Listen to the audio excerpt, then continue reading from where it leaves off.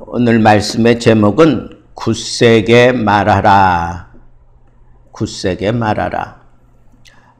이 디도서는 아주 단순한 내용을 다루고 있습니다. 아주 단순한 내용을 다루는데 이 디도가 이 그레데 섬에서 목회를 잘 할 수 있도록 사도 바울이 교훈을 하는 거죠. 그래서 이 디모데 전서와 함께 이 디도서가 목회 서신으로 분류가 되어 있어요. 그래서 목회를 하는 자들에게 꼭 필요한 그런 교훈이 담겨져 있다라고 그렇게 생각할 수 있지만 그것만은 아닙니다.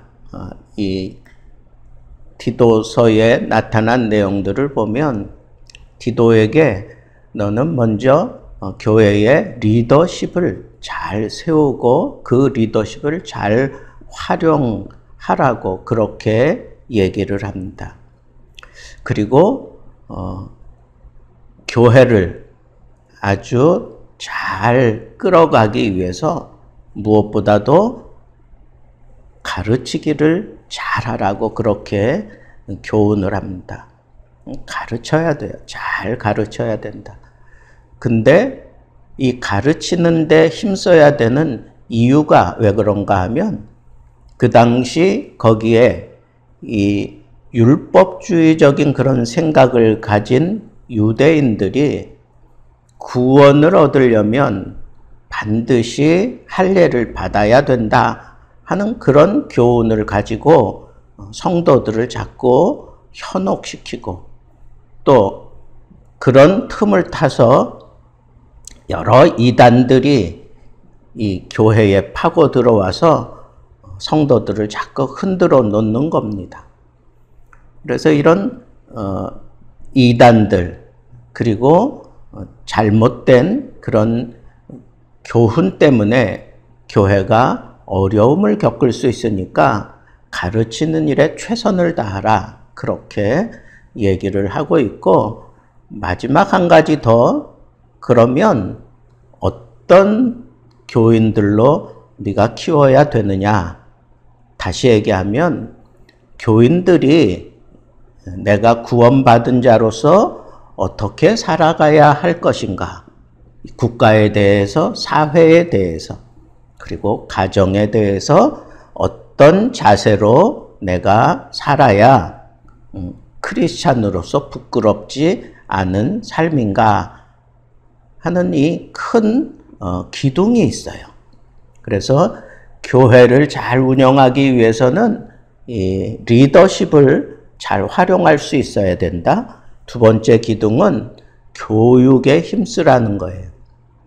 이단이 파고들지 못하도록 그리고 잘못된 그런 진리가 교회에 혼돈을 주지 않도록 제대로 잘 가르치라는 거예요. 마지막 세 번째는 이렇게 지도자를 세우고 잘 가르쳐서 이 교인들로 하여금 내가 크리스찬으로서 세상에 나가서 부끄럽지 않게 그리고 교회의 덕을 세우는 그런 모습으로 살아갈 수 있도록 그렇게 훈련을 시키는 것 그게 바로 디도서의 세 기둥 아주 중요한 내용인데 오늘 말씀은 이제 이 세상에서 내가 참된 그리스도인으로서 어떤 모습으로 살아가야 하는가 하는 것을 권면하는 그런 내용인데 이런 앞의 내용들을 우리가 잘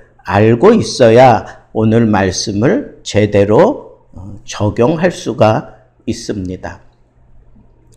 자, 그러면 우리가 크리스찬으로서 국가와 그리고 사회 속에서 그리고 크리스찬이라면 우리는 어떻게 살아야 되는가 하는 문제를 이 디도에게 바울은 너 굳세게 말하라 이 얘기는 지금 앞에서 내용한 우리가 그동안 구원 아토주에 대해서 우리가 여러 가지 많이 살폈잖아요. 하나님의 자비와 사랑도 살폈고 중생과 성령의 새롭게 하심을 살펴보았고 그리스도를 통해서 성령을 부어주심을 우리가 살펴보았고 영생의 소망을 따라 후사가 되는 것, 그것도 우리가 살펴보았습니다. 이게 다 구원을 제대로 이해하기 위해서 이런 것들을 분명하게 터득하고 알고 있어야 되는 거라고 그렇게 얘기를 하면서 이것을 잘 가르칠 뿐 아니라 그것을 마음에 담고 살아갈 수 있게 만들기 위해서 너는 이런 내용들을 아주 굳세게 말하라는 거예요. 굳세게 말하다라고 하는 것은 아주 강조한다고 하는 의미도 있지만 흔들리지 않고 얘기한다고 하는 거예요. 내가 가르치면서 이런 거 아닐까? 저런 거 아닐까? 이런 식으로 가르치면 사람들이 제대로 받아들이지 못해요. 지금 그 그레데 섬 그리고 그 교회에 이단이 지금 자꾸 시시탐탐 그렇게 파고들려고 하고 교회 내에도 이 율법주의자들의 이런 잘못된 그런 교훈이 이렇게 판을 치고 있는 이때에 너는 정신을 차리고 제대로 가르치고 그리고 가르칠 때 흔들리지 말고 그냥 굳세게 말하라는 거예요. 이게 참 진리다. 내가 말하는 게 진정한 복음이다 라고 하는 것을 분명하게 얘기하라는 거예요. 너는 구원받은 사람이지 않느냐.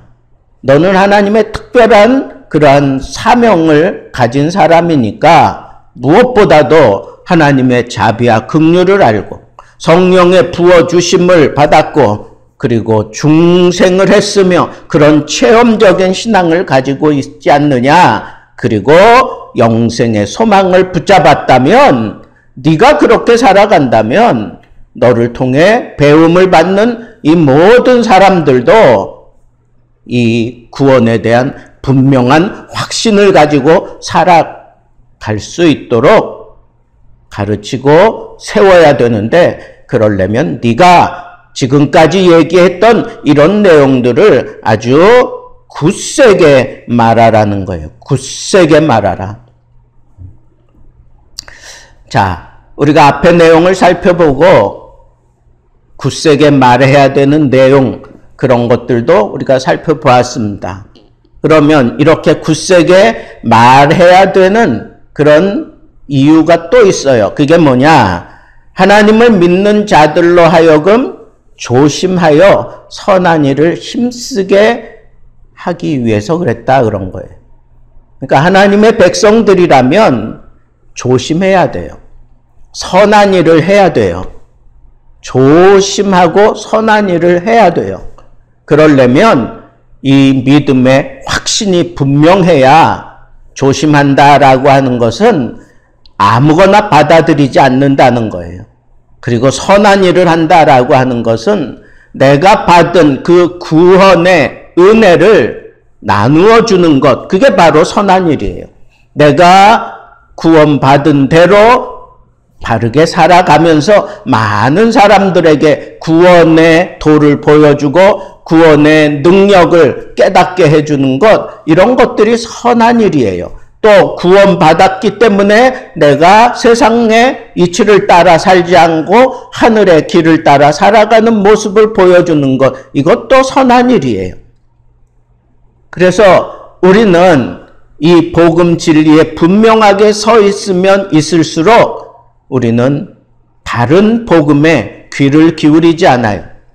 흔들리지 않아 거기에 현혹되지도 않아요. 뿐만 아니라 내가 받은 이 복음으로 말미암아 변화된 삶, 그리고 흠모하는 삶, 갈급한 마음으로 하나님을 추구하는 그런 삶을 살면서 많은 사람들에게 아, 그렇지, 저게 예수 믿는 거지, 저 사람처럼 나도 예수 믿고 싶다 하는 이런 것들이 저절로 우러나올 수 있도록 만들어주기 위해서라도 우리는 이 말씀대로 살아야 한다라고 얘기를 하고 있습니다. 내가 예수 믿는 사람으로서 하늘의 뜻을 따라 제대로 살아가면 나만 좋은 게 아니라 내 이웃들에게도 유익하다 그랬어요. 내 이웃들에게도 유익하다. 그러니까 우리는 정말 이 복음, 내가 경험한 이 구원의 복음을 아주 당당하게 흔들리지 않게 말할 수 있는 그런 담대함이 우리에게 있어야 돼요. 하나님의 사랑이 내 안에 있다면 담대하게 말할 수 있어요.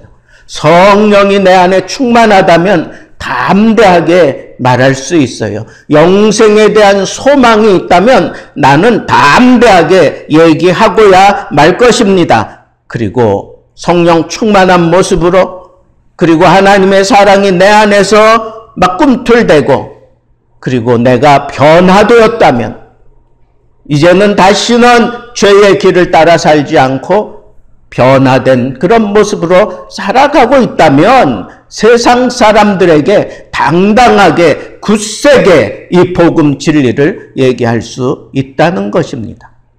이런 삶을 우리에게 살라고 요청하고 있습니다. 자, 그러나 어리석은 변론과 족보 이야기와 분쟁과 율법에 대한 다툼을 피하라 그랬습니다. 여러분, 우리가 믿음을 따라 살아가노라면 자꾸 우리를 흔들어내는, 교회 내에서 자꾸 흔들어대는 그런 무리들이 생기기 마련인데, 그런 무리들 가운데는 이런 사람들이 있다는 거예요. 어리석은 변론을 좋아하는 사람들이 많아. 이 어리석은 변론이라고 하는 것은 말할 가치도 없는 것, 이런 뜻이에요. 말할 가치도 없는 것. 이 얘기를 하면서 무언가 서로에게 좋은 그런 감정이 일어나고 좋은 어떤 교훈을 받을 수 있는 그런 대화 아니고, 말하면 자꾸 짜증이 나. 말하면 자꾸 괴로워. 말하면 뭔가 내가 허황되게 꿈을 꾸는 것 같아. 말하면 자꾸 속에서부터 시기와 질투가 일어나. 말하면 자꾸 사람을 미워하고 싶은 그런 교제가 있고 그런 대화가 있어요. 이게 다 어리석은 변론이라는 거예요. 우리는 정말 조심해야 돼. 예수 믿는 사람일수록 변론하는 거 원치 않아야 돼요. 어리석은 변론 우리는 하지 말아야 돼. 내가 잘났다, 네가 잘못했다, 뭐 이런 거 따지자는 게 아니에요. 그냥 우리 일상생활 가운데 대화하면서 정말 그리스도의 의를 드러내고 그리스도의 사랑이 묻어나는 그런 대화가 아니라면 다 어리석은 변론에 지나지 않아요. 이런 어리석은 변론을 하는 자들은 굳세게 말할 수 없어요. 내가 정말 하나님 복음 앞에 부끄럽다는 거예요. 그걸 느끼게 된다는 겁니다. 그래서 어리석은 변론을 하지 말아야 돼. 조심해야 되는데 어떻게 할까? 성경에 언급되지 않은 것, 이건 성경과 무관한 것 같다. 그러면 아예 하지 마세요. 그리고 여러 가지 해석이 가능할 수 있어요. 무엇이든지 어떤 내용이든지 여러 가지로 해석할 수 있어요. 그러나 결과는 진리여야 돼요. 결과는 은혜여야 돼요. 결과는 사랑이어야 돼요. 내가 지금 그런 대화를 하지 않는다면 자신을 돌아봐야 돼요.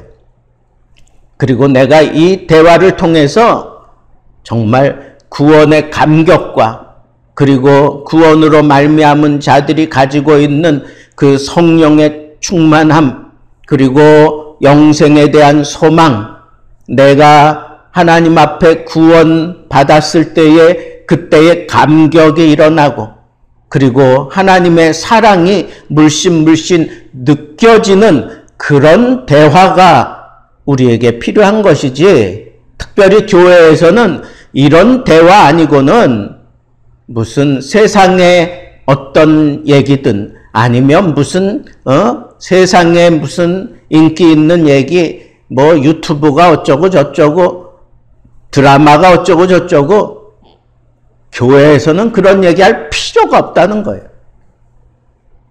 그 어리석은 변론에 속하는 그런 내용들은 우리 교회 생활 속에서 자꾸 배제시켜야 돼요. 그러지 않으면 나도 모르는 사이에 넘어질 수밖에 없다는 겁니다.